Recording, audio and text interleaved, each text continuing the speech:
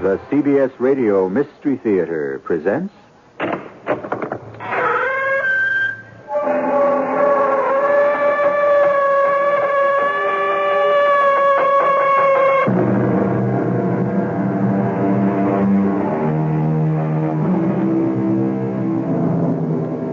Come in. Welcome. I'm E.G. Marshall. I embroider the world upon a loom. I decorate with dreams my tapestry. Here in a little lonely room, I am master of earth and sea, and all the planets come to me. The spinner of fancy, the weaver of dreams. Man was born to do and dare, and if he cannot do and dare while awake, then he will do and dare when asleep. And 1,000,000 years from now, will it have mattered much? And you believe that mumbo-jumbo fortune-telling nonsense? It's coming true. Oh, what's coming true? Her predictions. She said we'd be in the ocean. This is only New York Harbor. It's still part of the ocean. Yeah, she said we'd be on a ship. This is only a ferry boat. But it's still a ship. All right. She predicted fire. Where's the fire? The fire. Well. Malone! Malone, help me! Help me! What is it? What is it? I'm burning! I'm burning up!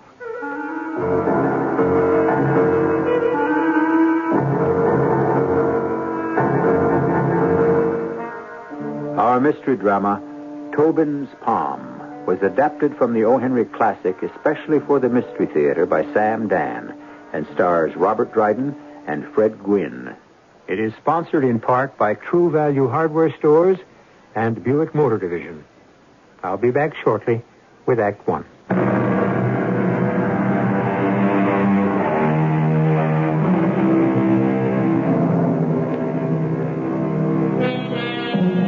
Shakespeare wrote of star-crossed lovers. However, many of O. Henry's lovers only had their wires crossed. This was probably because neither the telephone nor the telegraph existed during the lifetime of the Bard of Avon. Well, whatever it is that crosses young lovers, ancient, medieval, or modern, it is the stuff of storytelling, and meat and drink to a storyteller like O. Henry. And since this is a story that deals with fate, irreversible, implacable fate, we shall ask the master himself to tell it. It so happens I'm part of the story. I'm a character in it. But I don't enter till pretty close to the end. And when I do, I won't know anything that's happened up until the time of my entrance. Furthermore, I won't even use my right name, William Sidney Porter, or even my legitimate alias, O. Henry. For reasons of my very own, I shall call myself Mr. Maximus G. Friedenhausman. Now, you remember that name, Maximus G. Friedenhausman. Well, however, too much explanation is like too much yeast in the bread or too much water in the bourbon. Let's get on with the yarn. Our hero is a young fellow named Daniel Aloysius Tobin, as bright and handsome a lad as was ever produced by the land of the green. But as we encounter him tonight in a Manhattan watering place, his true color is blue.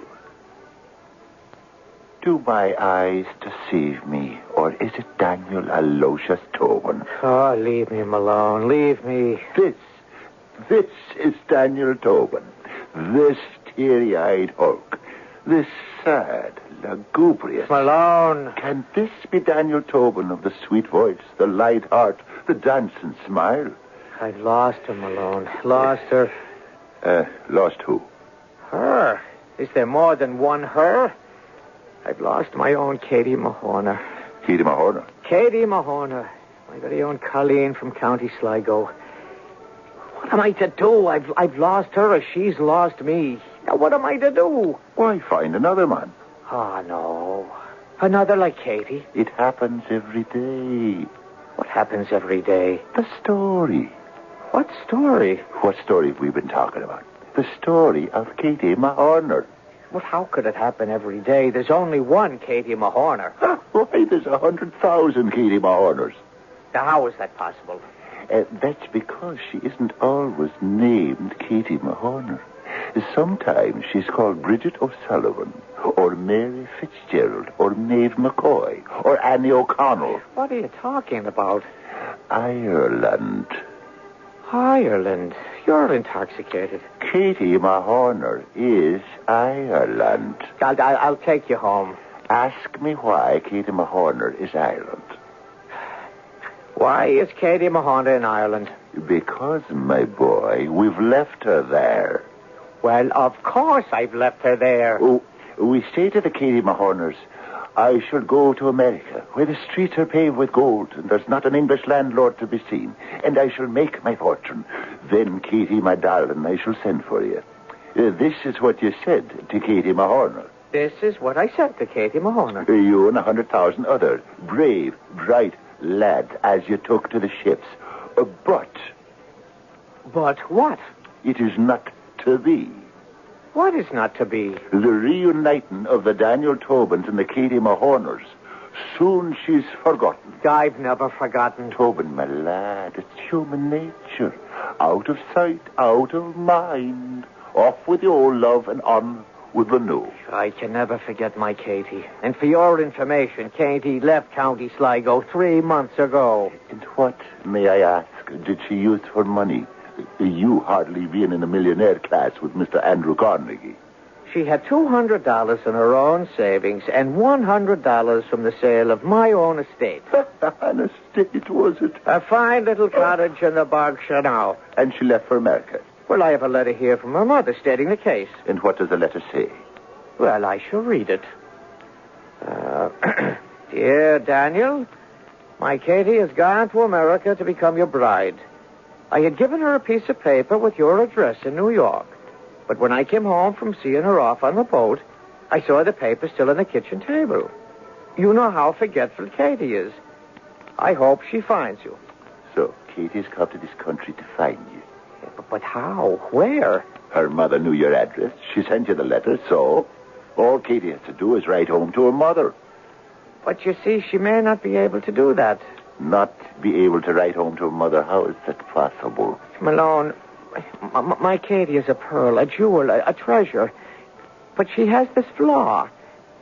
She can't remember. She can't remember what? Anything. A lovely girl, a diamond, Malone, but so forgetful. So it's possible she cannot write home to her mother because she's forgotten her mother's address. To forget the address of one's own mother. It's awful. Oh, listen, go away, Malone, and let me suffer in silence and peace. Never say die, Tobin, my lad. Die it is, Malone, because there is no living without her. How is she to find me in a city of 4 million people, 5,000 streets, 10,000 saloons? No, it's fate. Of course, fate. But everything in life is fate. This glass of beer you're now lifting to your lips. Off with you, Malone. What was this glass of beer once? The contents of that golden glass was once golden grass, grain, barley, hops that grew in a lush and beautiful field. A green field in Ireland. No, more like Kansas. But my point is... Yes, what is your point? A single flower, a single blade of grass, you follow? Growing up from the earth, the thick, rich, black earth of Kansas. What is the point? Reaching toward the sun, the warm and nourishing sun. We have also reached the end of my patience. Suddenly it's separated from its roots by a sharp, cold, cruel steel blade. It is carried away and bundled and crushed and macerated and boiled and steamed and cooled, and it becomes a few drops of the flowing liquid that is now in your glass. And there is a moral to this little story? A moral, no. A meaning, yes. It was the fate of this blade of grass to become a glass of beer for one Daniel Aloysius Tobin. Fate. That is what is known as fate. Now, ask me what this has to do with Katie Mahorner. What has this to do with... It is the fate of Katie Mahorner to become the bride of Daniel Tobin.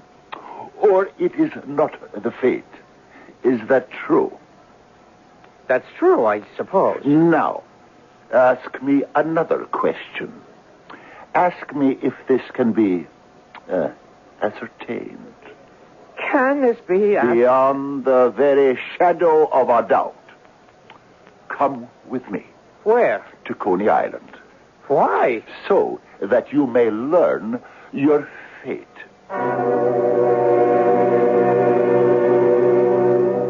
Malone, what are we doing in this place? Fate. We shall beard the devil in her den. What does the sign say? Madame Zozo, the Egyptian palmist. What's a palmist? One that reads palms. Why would anyone want to read a palm? Because your fate is written there. What is this nonsense? If you look at the palm of your hand, you'll see lines. And? These lines determine your fate.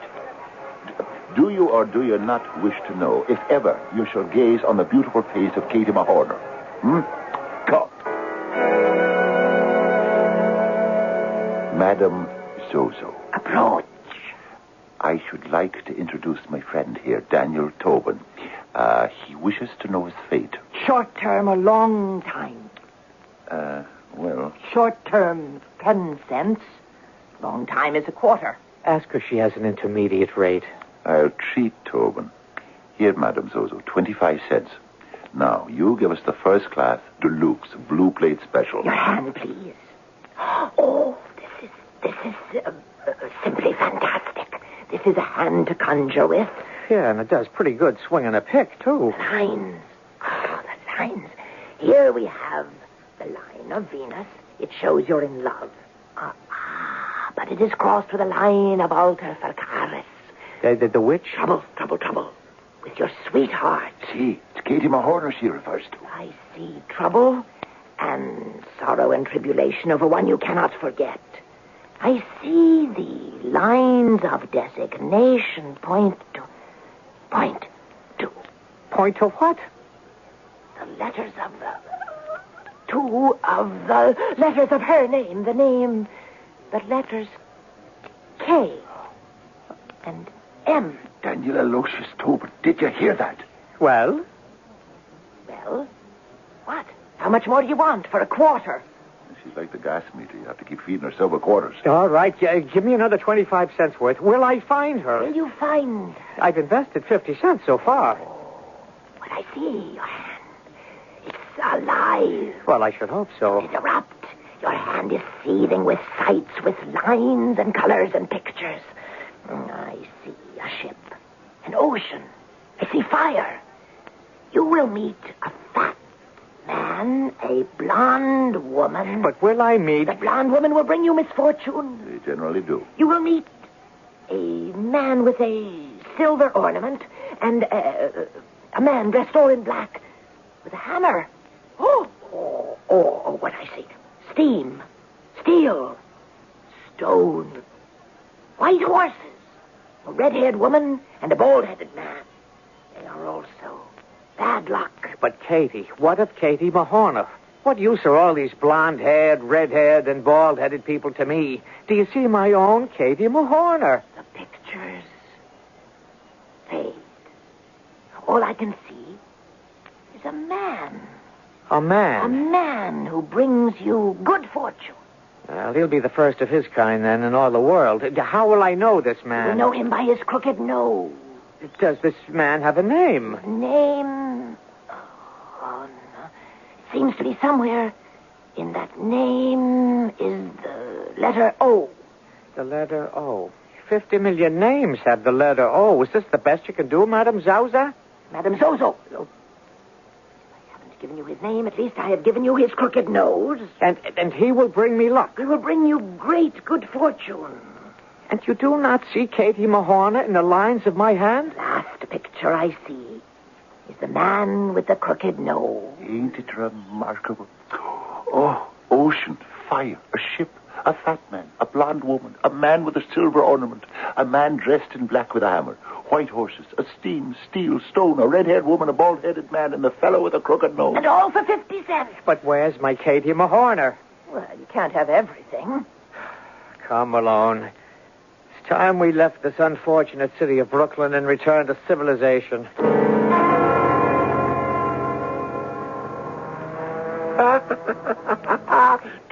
Tobin, my lad. see, the prophecy is coming true. What's coming true, Malone? She said it. Madame Zozo predicted it. She said you would see the ocean. But this isn't the ocean. No? What is it then? It's the body of water that separates Coney Island from Manhattan. It's the ocean. The Atlantic Ocean. The self-same ocean that washes the shores of the County Sligo on the Emerald Isle. And this is a ship, just as she said. This isn't a ship. No. What is it then? A ferry boat. Any fool knows that. The ferry boat between Coney Island and the west side of Manhattan. Doesn't it have motors? Doesn't it have cabins? Doesn't it have this deck we're standing on? Doesn't it have a wheelhouse with a captain? Doesn't it have... Well, doesn't it have what? What are you staring at, Malone?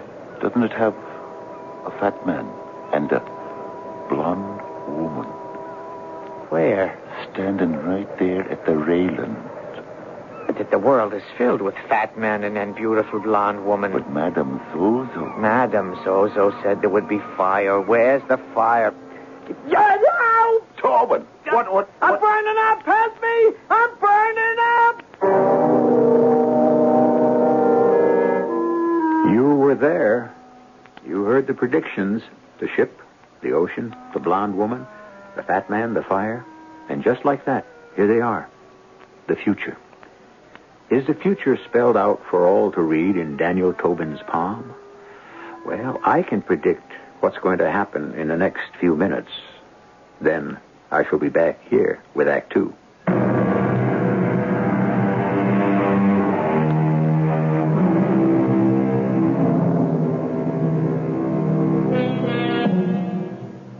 Poor, forgetful Katie Mahorner, beloved of Daniel Aloysius Tobin. Katie sold Tobin's cottage back home in County Sligo to raise money for a steamship ticket to join Tobin in New York. But she has forgotten where he lives. Will fate conspire to keep them apart or reunite them? Right now, Tobin is having troubles of his own. My ear, it's burning. Tobin, it was an accident. This fat man stuck his lighted cigar into my ear. That's a lie. A lie, is it? Look at my ear. It's half burned off. Why couldn't you look where you're going, you ruffian? Malone, this fat one is about to swim back to Manhattan. No, Tobin, it wasn't his fault. It's fate. Didn't Madame Zozo predict a fat man, a blonde woman, a fire? Sir, I wish to apologize for my friend. He ran into your cigar. I did no such thing. He deliberately stuck it in my ear. Whatever. It was meant to be. It was ordained by fate. You owe him thanks. Go ahead. Thank the man. For what? Don't you understand? For being part of the chain of misfortune. I owe thanks for misfortune. You do. For half burning off my ear? Now, this gentleman meant no harm, Tobin. He's but an instrument of fate. Apologize. All right, sir. I offer you my apology. I apologize for running heedless into you and destroying your fine 5-cent cigar. My name is Daniel Aloysius Tobin, and any time you need anybody's ear to put out a cigar, I'm at your service. Sir, your handsome apology puts me to shame. My name is Porridge, Ebenezer Porridge, and I must make a confession. You did not run into me. I did not. What I did was deliberate. Do you mean you stuck your cigar in my ear on purpose? The truth, always, at all costs. Yes, I did. But why? Well, I was mad with jealousy. This young lady here, Miss Marcella Garlick, is my fiancée, and I thought you were flirting with her. Me? Flirt? I realize now I was hasty. I'm an engaged man. Katie Mahorner has my entire heart. When she's at my side, I feel as if I am a tiger. Katie, where is she now? The very idea that someone is lusting after my own true Marcella turns me into a raging killer. Ah, Katie. Who is Katie? My intended. And because of Katie, I can see the face of no other woman. You are fortunate, like myself, to be in love. And that is why you were not flirting with my Marcella? I believe you have described the situation. Now, Mr. Tobin, tell me this. If you were not engaged to marry Miss Katie Mahorner, would you then flirt with Miss Garlick? The answer is no. No? Did I hear you say no? You did. May I ask why? Because, with all due respect, Miss Garlick does not appeal to me. She does not? Again, may I inquire the reason? Well, I do not feel that way inclined toward Miss Garlick. Miss Marcella Garlick is not good enough for you? Then, Marcella, did you hear what this oaf said of you? No, I didn't say she wasn't good enough. But you wouldn't flirt with her. Why not? Are there other women on this boat you would flirt with? There may be. But not Miss Garlick. Put up your hands. What? I said put up your hands. You'd fight me because I would not flirt with your intended? To the death. Malone, let us leave this fat maniac. I knew you were a coward the moment I laid eyes on you. Tobin, don't hit him. Yeah, but the man called me a coward. Gentlemen, this hardly calls for bloodshed. What would satisfy your honor, Mr. Porridge? Let him say he'd flirt with Miss Garlick. Certainly a most delightful way to keep the peace. Tobin, say you'll be willing to flirt with Mr. Porridge's fiancée. Well, go ahead. No. No? No? And why not, may I ask? Because I don't know what she looks like. Man, you can see her. She's standing right there in plain view. I still don't know what she looks like. What color's her hair? Her hair's blonde. Anyone can see that. The blonde comes from a bottle of peroxide. Sir, how dare you? Now, what's her face like underneath all that powder and paint? So what I say to you, Mr. Porridge, is if you want me to flirt with your fiancée, first you've got to strip her down and scrape her off and let us discover who she is. That shall be your last insult. Look out, Tobin. Oh, you will you? You're right. I've been waiting for this. Tobin, don't. Tobin, don't throw him overboard.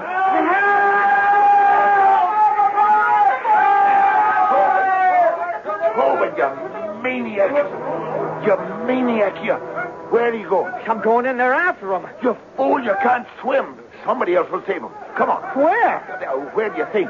Down in the saloon deck, the other side of the boat. Let's get lost in the crowd. You can get 30 days for assault, man. Yeah, but he assaulted me. You threw him in the water. Come on, don't ask questions. There's a policeman coming this way. All right, come on. I know where to hide. It's no use, Tobin. Down these stairs. I know the head stoker on this ferry. He'll hide me in the engine room. You there! Whoops. Stand still in the name of the law! Oh, you can't escape. Well, have you lost your senses? I'm to be arrested. Even so, you must stand right here. I'll do no such thing. You must. I won't let you escape. John Malone, my best friend, are you selling me out? Hold on. There's no time. That policeman's almost here. I can't let you. Let go of me, Malone. The policeman. Look at the policeman.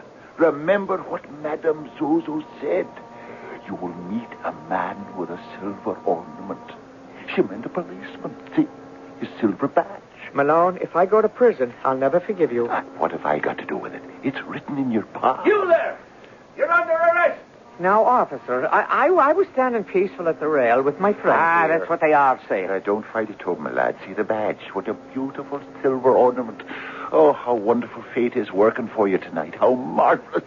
Is that a fact? I get my ear half burned off. Oh, it's not that bad. I'm placed under arrest like a common criminal. You'll be vindicated in the end, you'll see. Officer, I'm telling the truth. It was self-defense. Don't tell it to me. Tell it to the judge.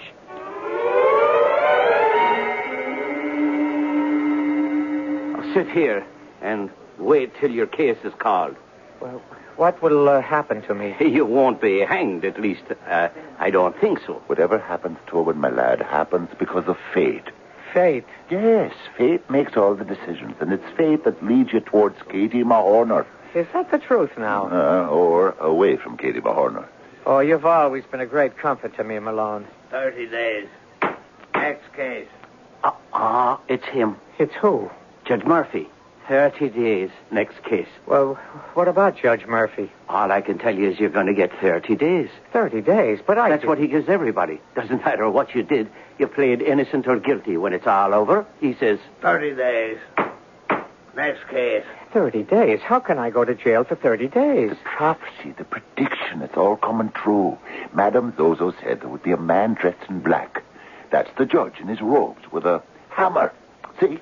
It's his gavel. Oh, we should never have gone to that crazy Madame Zozo. It would have all come out the same way. This is your fate. How can you fight it? Cheer up, Tobin, my lad. I'm with you. I'm with you all the way. 30 days. Next case. That's you. What's the charge, officer? Assault, Your Honor. He threw a man off the Coney Island ferry boat. What's your name? Daniel Aloysius Tobin. How do you plead? Well, Your Honor, guilty. 30 days. Next case. But, Your Honor, I wasn't exactly guilty. Then do you wish to plead innocent? Yes, sir. Very well. 30 days. But, Your Honor, I have an explanation. No. What do you want to bother with that for? Isn't every American citizen entitled to habeas corpus or rigor mortis? I'll take it under advisement. What I did was for the man's own benefit. Is this going to be a long explanation? No, Your Honor. It's most unfair of you, Mr. Tobin. With the line of people waiting to be sentenced, waiting for justice. We have to keep moving. Now, did you, or did you not, throw a man into the water from the Coney Island ferry boat? Yes, sir. But I had a good reason. What was it? To cool him off. Which is exactly what we propose to do for you. Place you in a nice, cool cell. 30 days. Next case.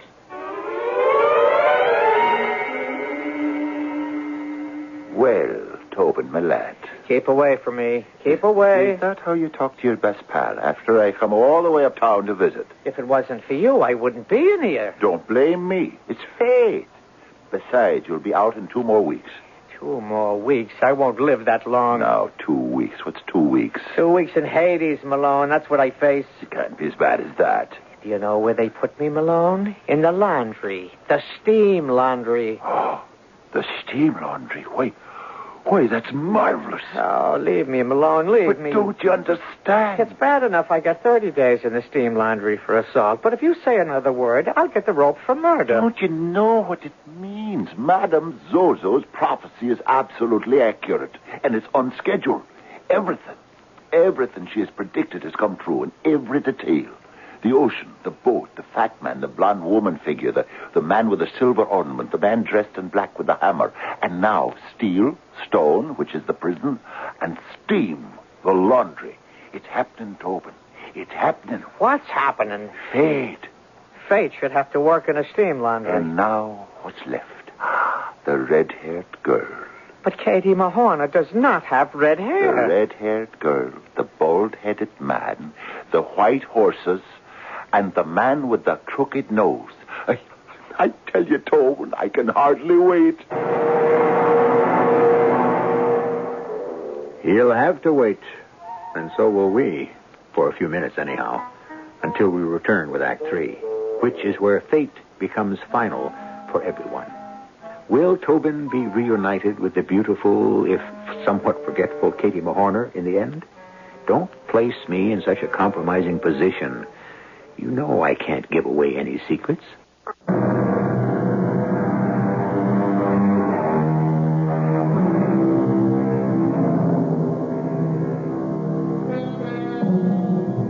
I could not love thee half as much, did I not love honor more. Yes, some of the most beautiful love poetry in the world has been written in prison. Daniel Aloysius Tobin, who is madly in love with Katie Mahorner, is also in prison. But he's not writing poetry. He's sweating away his sentence in the steam laundry. Well, as you know, all things come to an end, even Tobin's 30-day sentence. And on the day of blessed release, he is met at the gate by his faithful friend Malone.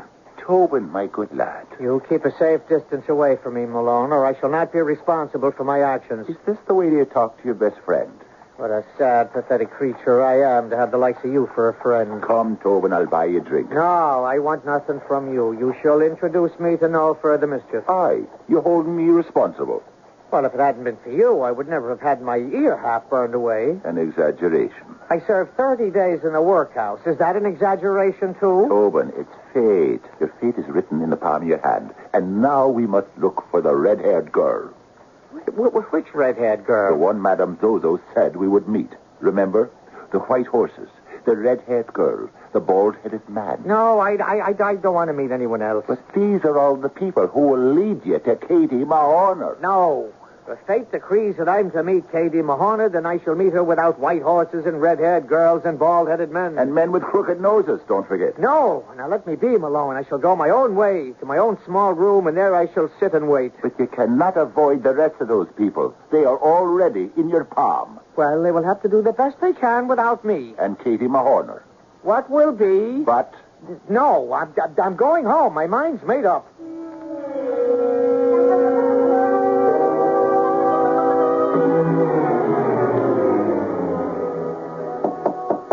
Come in. Oh, it's only you. Yes, it's only me. Only your best friend. Only a person who stays awake all night and plans all day for you. Tobin, listen to me. Oh, no, never again. But you must. Look at your palm, Tobin. It's there. Every secret of your future is there. Then let it stay there. The game, Tobin, the game must be played out to the end. Who says so? Fate. Fate again? Not again, but still. Tobin, you're standing still, and your fate is standing still. It's of little matter to me. But don't you see fate is being delayed, like a train being held in the station because the track is not clear. You must carry out the design of fate. You must have this encounter with the white horse, the red-haired girl, and the bald-headed man. All I want is my Katie Mahorner. But Katie is on the train. What train? The train of fate that is being held up in the station, and you're holding it up. Every time I listen to you... But it isn't me. It's all in the palm of your hand. Come. We can't keep Katie Mahorner waiting on that train. But we don't even know if she's on that train. Then, what have we got to lose? We? I'm with you, Tobin. I'm with you all the way. Oh, yes, the way you were with me for 30 days in the steam laundry. Tobin, she's waiting. Katie Mahorner is waiting.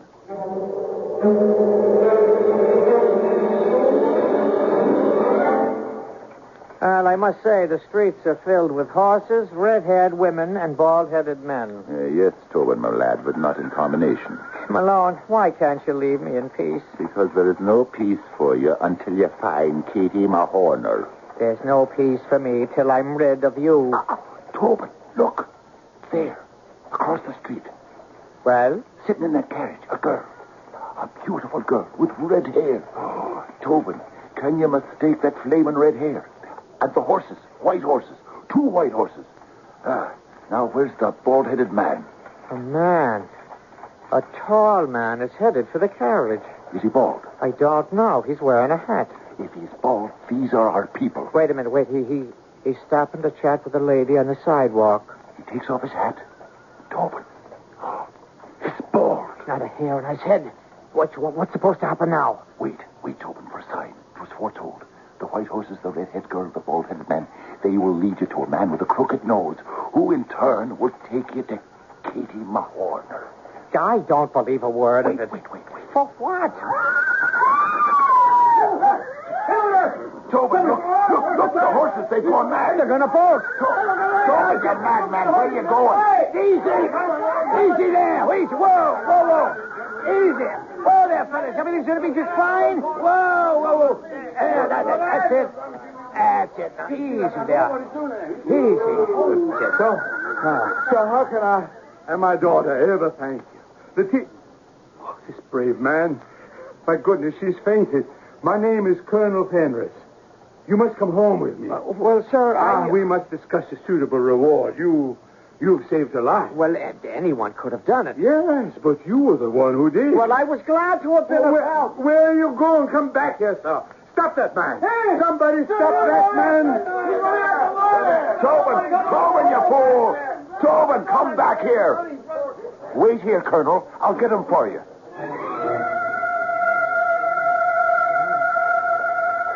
Tobin. Well, I must say, what is the meaning of that? Fate. Fate, of course it was fate. Do you know who that was? Colonel Fenris, the millionaire. And you ran away from him after you saved his daughter's life. I had to run away from him. You had to run away from a millionaire. A grateful millionaire. Why? Because then I would have lost Katie Mahorner forever. What does Katie Mahorner have to do with it? He wished to reward me, didn't he? And what would the reward have been? Letitia? Letitia? His daughter, Letitia. You mean she wouldn't have fallen in love with the strong, brave, handsome lad who saved her life? It does happen. And as long as you cannot be sure you will ever find Katie Mahorner, why, a bird in the hand. That's why I ran from there. I was beginning to have the same thoughts myself. It might not be so bad. The girl is beautiful, rich. Not another word, do you hear? I will not be untrue to Katie Mahorner for all the money in the world. All right. Spend the rest of your life looking for her. And one day, when you're bent and withered and old, you'll run into... Tobin. What is it now? That man standing on the corner. Well, what about him? A tall man, decently dressed. The nose on him, Tobin. The proboscis. It's crooked. Right, yes, that I admit. It makes two twists from bridge to end like the wiggle of a snake. He's the one Madame Zozo told about. Well, that he may well be, but I'll have no part of him. But Tobin, he's the end of the bad luck. There is no end to bad luck. I'll never find my Katie. Tobin, it must be played out to the end. Otherwise, you'll never know. All right. But this is the last of it. Well, good evening to you, sir. Good evening. Might I inquire as to your name? My name. It's Maximus G. Friedenhausman. Well, that's a good size. Do you spell it with an O anywhere down the length and breadth of it? No. You see him alone? He's not our man. Sir, you are in the presence of myself, John Malone, and my young friend, Daniel Tobin. I appreciate the honor. And now, since I cannot conceive that you would hold a spelling bee on a street corner at midnight, would you name some reasonable excuse for being at large? Well, she said we would meet you. Who? The Egyptian palmist. And now you found me. Well, my good luck is supposed to begin. And what is supposed to happen? Well, I will find her.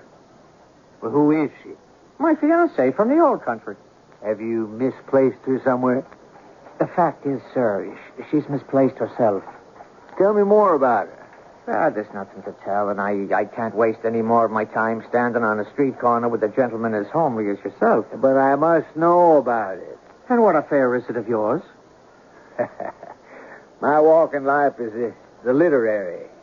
I wander about in the night seeking idiosyncrasies on the earth and the truth in heaven. And it's my hope to write a book to reconcile it all. And you'll put me in a book? No, not yet. The covers couldn't hold you. You see, Malone, the fortune teller has betrayed us. He has the crooked nose, but what else can he offer? Hospitality, gentlemen? Hospitality? The saloons are about to close. Well, why not come to my place? It's just down the street. Well, no, thank you. Tobin, can we reject this gentleman's kind offer? A free meal? Is this the good fortune that was predicted? I tell you, the axe will fall. What axe? Very well. I've been burned, suffocated, and almost trampled to death. What could happen to me now? I see by the signs that my wife is retired, but the maid is up. So what do you gentlemen say to some fine cold fowl, a bottle or two of ale, some cheese? Well, I'll tell the girl to prepare it. You excuse me. These fellas who write, all they want to do is turn you inside out for their purposes. He seems pleasant enough. You want a book to come out exposing your innermost secrets? Not I. He won't get anything from me. And don't you say a word about Katie Mahorner, do you hear? I won't have her indecently exposed in some cheap book. But it may not be a cheap book. And besides, if she read it, she'd know you were looking for her. Hold on. Maybe this is how you find her. He writes the story. You hold on. If you so much as mention the name Katie Mahorner, I'll... Let go of my throat, Tobin. You promise? I promise. Well, gentlemen, I hope you enjoyed our little repast. Well, yes, thank you. And now I think we'd better leave. So soon. Well, thank you for your hospitality. Malone? You say you're looking for your fiancée? Did I say that? Yeah, when we met on the street. I'm sure it must be an interesting story. No, it's the kind of story you hear every day. Ah, those are the most interesting. Malone, we're leaving. Well, can't I offer you something else? A cup of coffee, maybe? You must forgive him, sir. He's been out of sorts ever since that fiancée of his has been misplaced. I would like to hear that story. Well, you won't. Are you coming, Malone? Are you sure you can't be persuaded to have a cup of coffee? No, we'd better leave him be. When he gets into this kind of mood, there's no doing anything with him. Very well. I'm sorry. Good fortune, she said. You'll meet a crooked-nosed man who'll bring you good fortune. Is this the good fortune? A cold chicken, a bottle of ale, a chunk of cheese? And a cup of coffee. I say, thank you, sir, and good night. Tobin, smell that coffee. It's the best cup of coffee in New York. Well, enjoy it without me. Everyone marvels at how she makes it.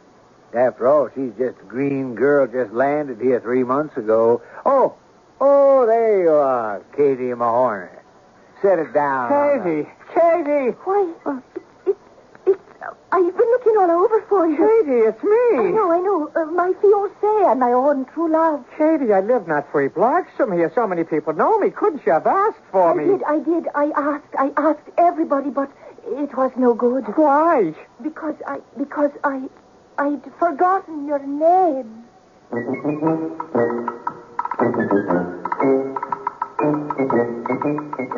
Now, what do you suppose that means? What does it matter? When O. Henry was writing, psychiatry had not yet been discovered. Well, yes, it had been. And the psyche, of course, has always existed. It's just that most people didn't pay very much attention to it. Well, you pay attention when I return with more of the psyche.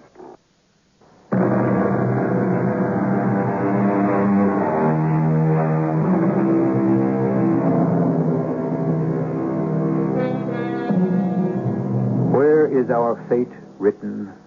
It depends on who you listen to. Some say it's written in the stars. Some say it's written in the books of the gods. And some say, as we have heard tonight, that it is written in the palm of our hands.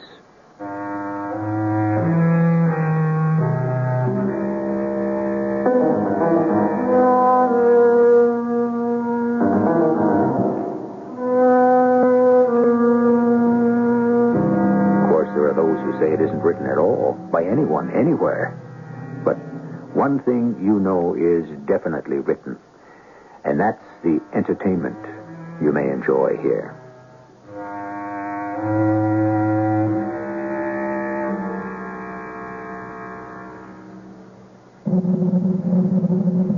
Our cast included Robert Dryden, Fred Gwynne, Jack Grimes, Marian Seldes, and Gilbert Mack. The entire production was under the direction of Hyman Brown. And now, a preview of our next tale. Good morning, sir. Oh, why, Sergeant O'Donoghue. with a G. Yes, sir. I come down here because I thought I could bring you something that might be of interest from a literary point of view. Yes?